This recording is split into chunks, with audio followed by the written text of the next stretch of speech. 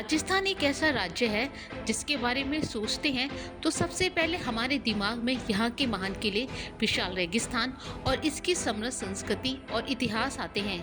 इसके साथ ही यहाँ के बहादुर राजा और रानियों की कहानियाँ भी हमारी आंखों के सामने आ जाती हैं। वीरों की इस धरती पर कुछ ऐसे वीरों ने जन्म लिया है जिनकी बहादुरी को आज भी याद किया जाता है। तो चलिए आज के इस वीडियो में हम उनसे जुड़ी उन कहानियों के बारे में जानते हैं जिनकी बहादुरी को ये धरती आज भी सलाम करती है।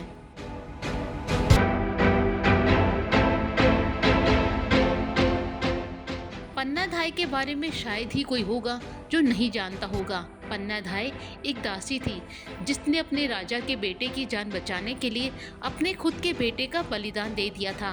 ये बात तब की है जब चित्तौड़गढ़ के किले में आंतरिक साजिशें चल रही थी। मेवाड़ के राणा उदय सिंह किशोर थे। इस बीच उदय सिंह के चचेरे चाचा बनबीर ने साजिश रची और राजा विक्रमादित्य की हत्या कर दी। वहीं उदय सिंह को मारने के लिए वो महल की तरफ चल पड़ा। जब इसकी भनक पन्नाधाय को लगी तो उसने बांस की टोकरी में उदय सिंह को छिपा दिया। वहीं बनबीर को धोखा देने के लिए अपने बेटे को उदय सिंह के पलंग पर सुला दिया। जब बनबीर महल में आया तो उसने पन्नाधाय के बेटे को उदय सिंह समझकर मार डाला। इसके बाद पन्नाधाय ने दूसरे राजपूत साम्राज्य में शरण लेकर उदय सिंह को बचाया।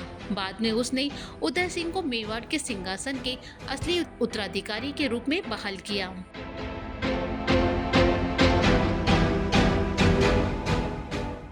हादी रानी, जिनके बलिदान के किस्से इतिहास के पन्नों में स्वर्ण अक्षरों में अंकित हैं। उन्होंने अपनी मातृभूमि के खातिर अपना सिर तक कलम कर दिया था।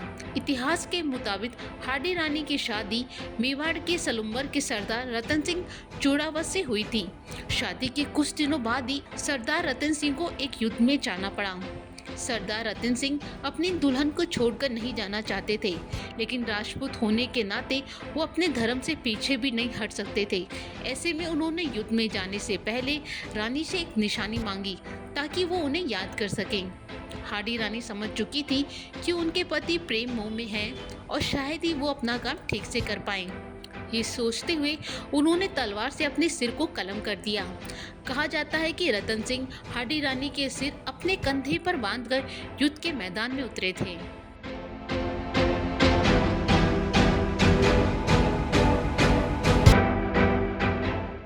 ढोला मारू की कहानी मारू की वफादारी, धैर्य और ढोला की वीरता की अटूट प्रेम कहानी है।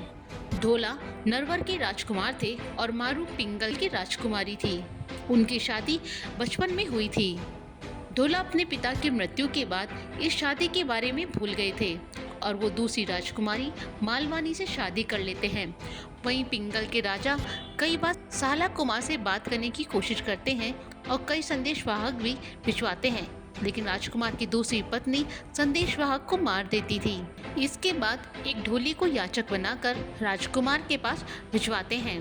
तब ढोला को अपनी पहली शादी के बारे में पता चलता है और उसे अपनी गलती का एहसास होता है।